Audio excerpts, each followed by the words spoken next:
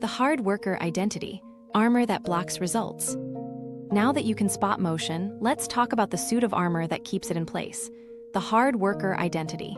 It sounds noble, grit, late nights, sacrifice, but here's the twist. Identity protects status. When your status is I grind, you're shielded from the risk of visible failure. If success is about hours, not outcomes, you never have to face a clear scoreboard. You're safe, but you stay stuck. The thing most people miss is how comforting this armor feels. Hours are easy to count. They're socially rewarded. You get praise for being slammed, for being on at 10 p.m., for taking calls on weekends. The external validation says, you're valuable because you try so hard. But value isn't effort, value is impact. And hiding behind effort keeps you from being judged on results. Let's name the traits so you can see them fast. Martyrdom, sacrificing sleep and boundaries to prove dedication. Hours is worth, more time equals more virtue. Perfectionism, polishing to avoid criticism. Complexity worship, making plans heavier to feel serious. Hero mode, swooping in to fix last-minute crises you helped create. Why does this identity block results? Because it rewrites the rules of the game. Instead of did it ship, the question becomes how hard did I work? That shift moves you away from measurable outcomes and into endless performative effort. And it's sneaky. You'll tell yourself you're just being thorough. You'll tell yourself standards matter. But under the hood, it's fear avoidance. If you never ship, you never risk public failure. Okay, so the tricky part is getting honest about how you describe your work. Do an identity audit. Grab a note and list 5 phrases you regularly say about work. Things like I'm swamped, I've been grinding, I've been working on this for weeks, I'll make it perfect, I just need more time. Now convert each one into a testable outcome statement. Ship the V1 deck to the team by 3 p.m., publish the landing page with headline, hero, CTA, and 1 testimonial. Send 3 proposals and collect 1 yes/no. If a stranger couldn't verify it happened, it's still armor. A micro story, a student of mine wore busy like a badge. Calendar stacked, messages flying, always late to the next meeting. When we looked at deliverables, she'd shipped nothing for 2 weeks. 0. We flipped one switch, outcomes over hours. For 7 days, she tracked only things shipped, no credit for time. She posted a weekly scoreboard, 2 published posts, 1 client proposal sent, 1 onboarding checklist finalized, 2 scheduled discovery calls. Same life, different identity. The momentum was immediate because there was nowhere to hide. The common mistake is confusing effort signaling with value creation. Replying fast doesn't mean you're moving the needle. Being available isn't a deliverable. Reformatting slides isn't impact. The reason this confusion persists is status. Signaling effort makes you look useful in the short term, but it buries long-term leverage, the systems, assets, and outcomes that compound. Here's a quick win that punctures the armor. Show your receipts. Once a week, create a simple scoreboard that lists shipped outcomes only. No hours, no meetings, just output. What exists now that didn't exist a week ago? If that list is thin, you don't need more time, you need different rules. Before we continue, you need to understand how identity drives behavior under pressure. When stress hits, you default to protecting who you believe you are. If you're the hard worker, you'll add hours, take more meetings, and polish longer. If you're the achiever, you'll clarify the outcome, constrain time, and ship the next version. The identity predicts the move. Let me show you exactly how to shift it. Start speaking in outcomes, not effort. Swap, I worked late for I shipped the proposal. Swap, I've been grinding for we closed 2 tickets. This seems small, but language is a lever. Your brain hears what you repeat. 2 weeks of outcome language, paired with a receipts scoreboard, and the hard worker costume starts to feel heavy, outdated, and honestly, unnecessary. Now here's where most people mess up. They try to ditch the identity without replacing it. You can't leave a vacuum. If you drop hard worker, you need a new container, the achiever identity. 3 clear rules baked into your day that remove decision fatigue and create friction for busy work. We'll install those next. But first, a quick test. If someone asked, "What did you ship today?" Could you answer in 1 sentence? If not, the armor is still on. One more trap to avoid: complexity worship. You don't earn extra credit for a 15-tab plan. Complexity feeds the identity because it feels sophisticated. But complexity is often camouflage for fear. The achiever prefers clarity, constraint, and cadence. Simple, testable, repeatable. If you remember nothing else, identity is the engine. Hours are the smoke. Stop worshiping the smoke. We're going to write the rules that make outcomes your default, even on hard days. Then we'll design your environment so busy work gets awkward and shipping feels automatic. The Achiever Identity, 3 rules that flip your default. Rules beat motivation. When the day gets loud, you won't rise to your goals, you'll fall to your rules. So we're going to install 3 simple rules that turn outcomes into your default move. No philosophy, no fluff, just guardrails that make busy work clunky and shipping automatic. Rule 1, start with output. The thing most people miss is they open their laptop into a sea of inputs, email, Slack, calendars, then wonder why they never produce. Achievers flip it. First action of the day is an output decision and an output act. You open the exact document where the next version lives, write your done statement at the top, and produce the first ugly slice before touching any inbox. Why it matters. The first win sets the day's identity. Start with output, and your brain tags you as a producer, not a responder. What it looks like: at shutdown the day before, you leave one file ready, pointer in place, checklist visible, next step highlighted. In the morning, you read your 3 rules aloud, then you produce a micro outcome before checking messages. 10 sentences for the draft. 1 slide stubbed with headline, key points, and placeholder graphic. A pull request with the skeleton function and tests failing forward. The trap to avoid is warming up with admin. There's no warm-up. Output is the warm-up. Rule 2, constrain by time. If you give work infinite time, it will take it and still feel unfinished. Achievers compress the work into a clear container and respect the walls. Use 25-minute burn cycles with a 5-minute off-ramp. Each burn starts with a micro-commitment. By minute 25, I will produce X. Constraints create focus. Focus supports completion. Completion creates momentum. Here's the reason this works. Without constraint, your brain optimizes for comfort. With constraint, it optimizes for selection, choosing the highest leverage action because the clock is real. Common mistake: treating the timer as a suggestion. Optional rules die under pressure. Non-negotiable means you stand up at minute 25, even if you're almost done. Take the 5, reset, and ship the next slice. That cadence prevents spirals and keeps quality improving steadily instead of in frantic midnight marathons. Rule 3, ship ugly, then iterate. Perfectionism often looks like quality, but it's usually fear. The Achiever standard is 70% usable, testable, coherent, then feedback, then pass 2 for polish. The first version is intentionally plain and fast. You're validating value before you invest shine.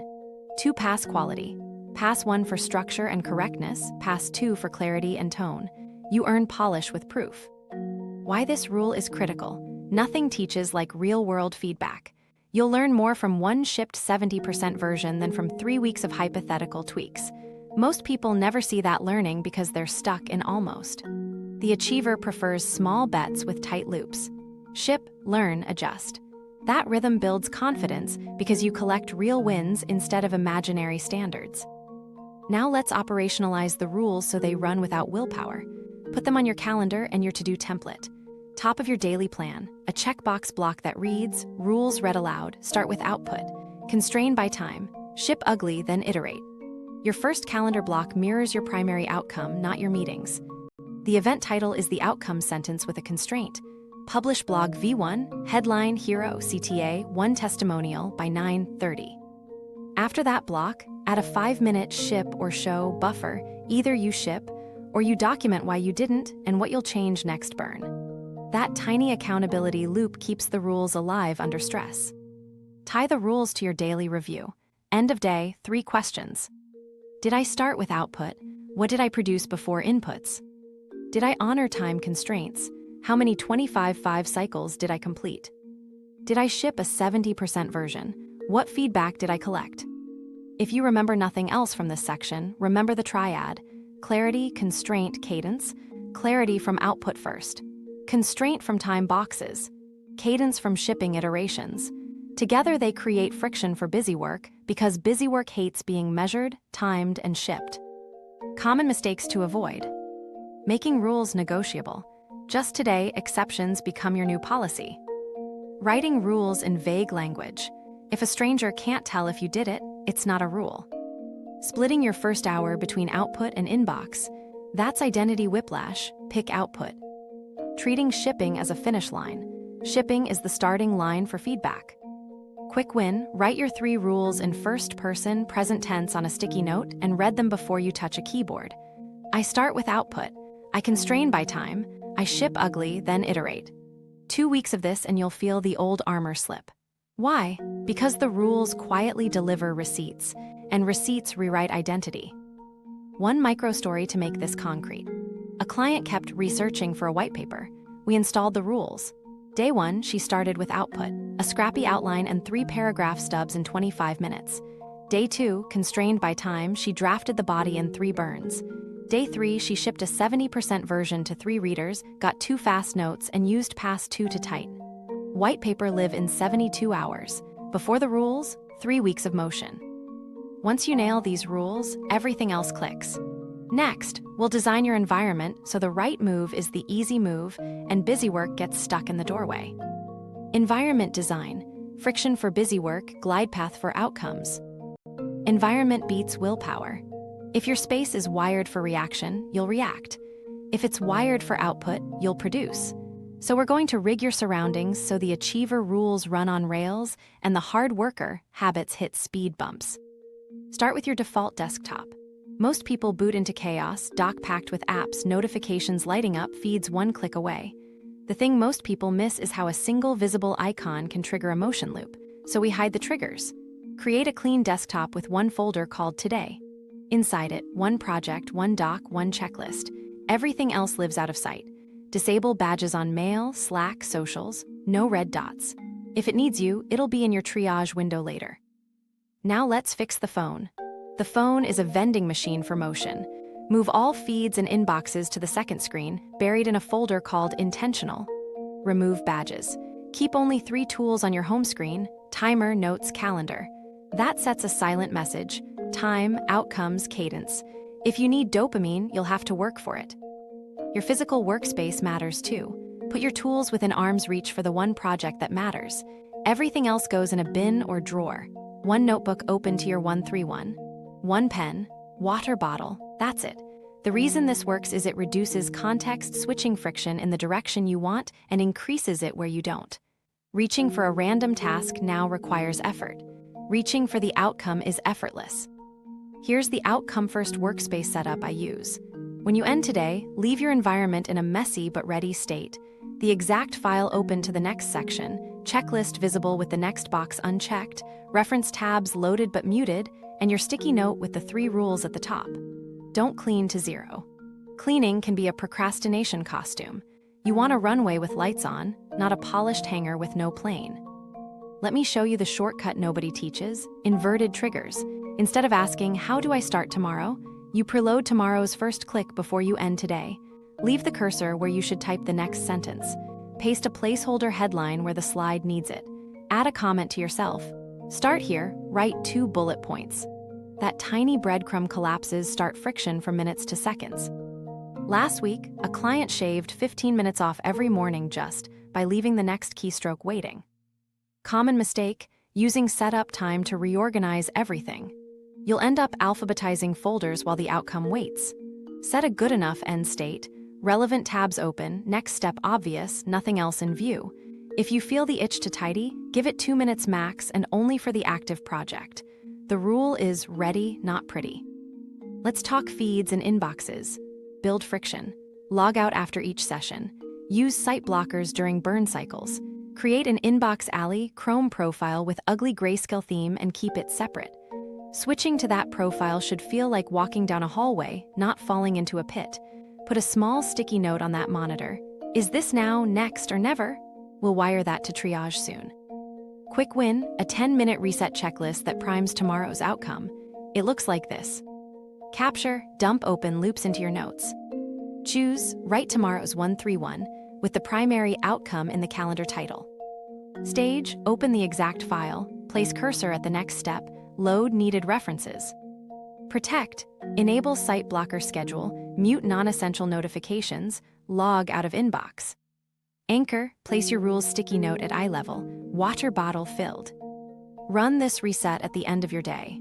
It's light, it's repeatable, and it turns your morning into a glide path. Now here's where most people mess up. They try to design a perfect system day one, new apps, elaborate shortcuts, multiple monitors, macro keyboards. Complexity creates motion. Start stupid simple.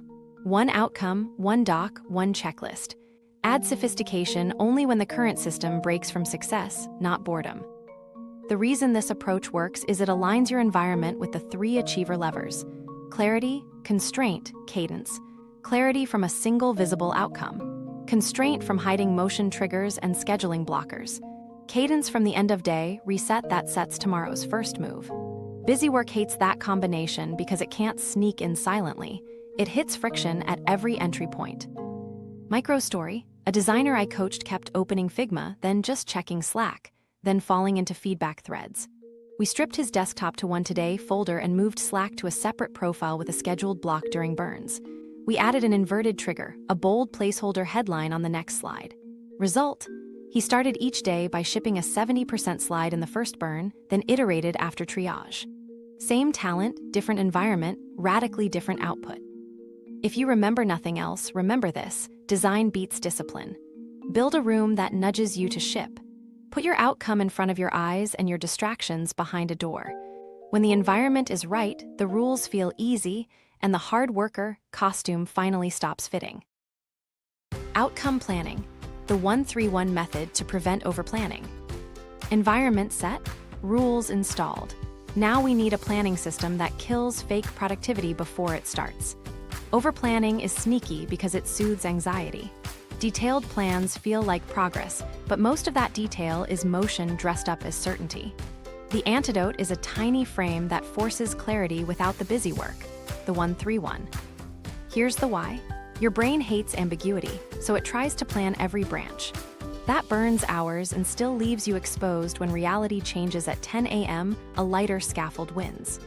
1-3-1 gives you a finish line, the minimum viable path, and a constraint, so you start fast and adapt in motion instead of polishing hypotheticals.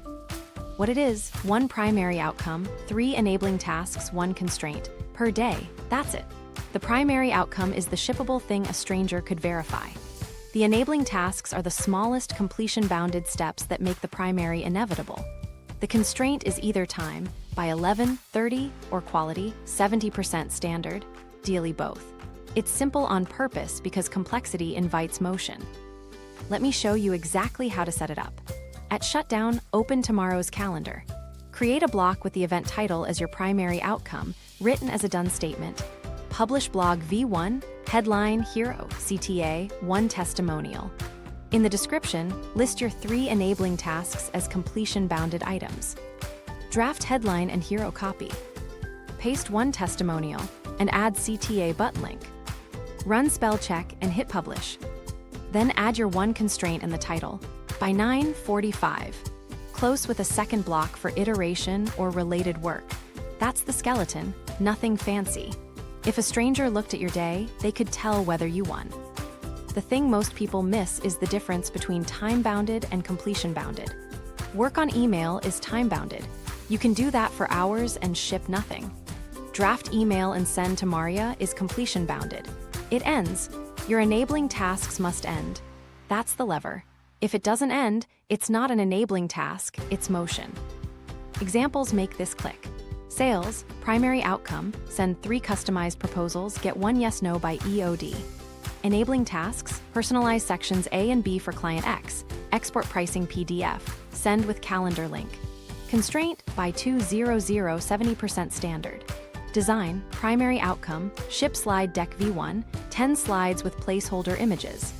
Enablers, outline slide titles, paste brand colors and typography, add placeholders. Constraint, 3 burns published to shared folder. Engineering, primary outcome, open PR for auth middleware with tests. Enablers, stub middleware file, write 2 failing tests. Implement pass push branch. Constraint, by lunch. Now here's where most people mess up, stacking 2 primaries. You'll want to hedge. I'll do the landing page V1 and record the video. Dilution kills momentum. Choose 1 primary per day. You can still do a secondary if you finish early, but the plan only promises 1. The payoff is focus you can feel. When you sit down, there's no debate. Another mistake is writing enabling tasks as mini projects. Research competitors is vague. Collect 3 competitor headlines and paste into doc ends. Outline entire course is huge. List 5 module titles ends. Shrink scope until a single burn can finish it messy. Remember Rule 3, ship ugly, then iterate. Your 1-3-1 should mirror that bias. Let me give you a practical template you can copy into notes. Primary outcome, done statement plus constraint. Example, publish pricing page V1, 3 tiers CTA, FAQ by 11:30. Enabling tasks, completion bounded. Write 3-tier descriptions. Paste CTA with link active. Add 3 FAQ items, proof once. Constraint, time and/or quality. 225/5 burns, 70% standard. How to use it in your day. Start with Rule 1, open the exact doc. Read your 1-3-1 aloud. Run the first burn to complete Enabler 1. Take 5.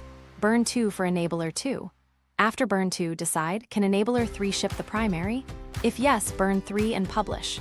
If no, trim scope to meet the constraint. That decision point is key. Protect the constraint, don't inflate the plan.